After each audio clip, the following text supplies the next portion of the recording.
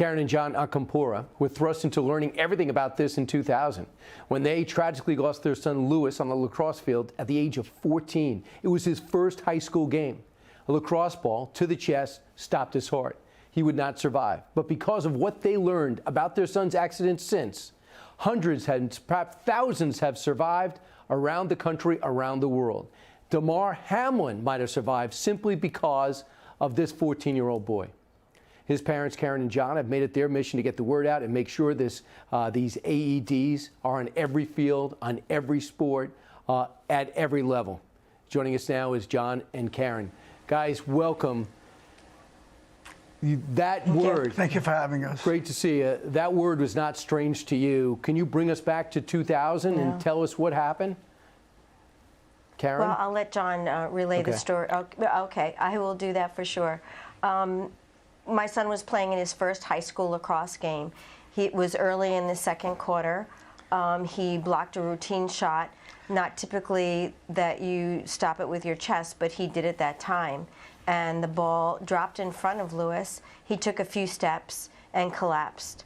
My husband and I were in the stands, and we thought, well, he had the wind knocked out of him or he tripped, but he did not get up for, it seemed like a while. And we saw the athletic trainer and the coach, run out to Lewis, and we're adjusting him, and I kept telling John to go out there, see what's wrong, and we walked down there or ran down there, and we quickly realized that Lewis was in serious trouble. The athletic trainer was starting CPR. Right. However, EMS did not arrive for 15 minutes. So there was no defibrillator on the field. The defibrillator was on the ambulance, and he had no chance of survival. Would an AED, John, have saved his life? I think most definitely an AED would have saved Lewis's life. He was young. He was in impeccable shape. He was a great athlete, and had it been there in a timely fashion, I'm sure Lewis would have survived. So research, you blitzed this thing, you researched it, you found out about it, you knew this Greek word, commotio cordis, ever since. And now, what did your efforts at the foundation do? Could you tell us? Yeah, so we started a campaign, and certainly better chest protection was first and foremost in our mind. We contacted NOCSE, which is the National Operating Committee on Safety Standards for Athletic Equipment. However, that was going to take years. That research was going to take years. But what we could do immediately was make sure that AEDs were on the athletic field, automatic external defibrillators. So we had, it took some lobbying and some large efforts from assemblymen and senators, et cetera, and we had Lewis's Law passed in 2002. John, when you heard... Which requires AEDs. So you were able to get this out to the point where I could not coach a game and I got my AED training, and it's at all the major parks in youth sports. I'm talking about from 5 to 18, not just in NFL stadiums. Do you believe that's part of the reason why, if in fact Damar was suffering from this, and we'll find out shortly, that he was able to live today, do you think, John? Oh, I absolutely believe that. There's no doubt in my mind that because that AED was there in a timely fashion, he made it. If I could just clarify a point, is that AEDs and trained coaches are not required in youth athletic sports.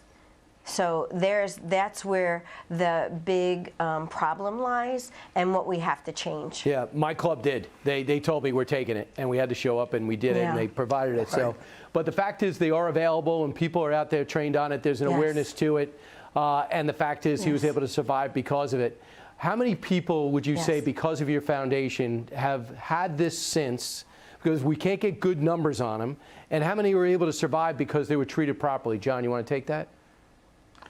Well, since Lewis's Law has been passed, that we know of, that we could document, just in New York State schools, there's been 110 lives saved.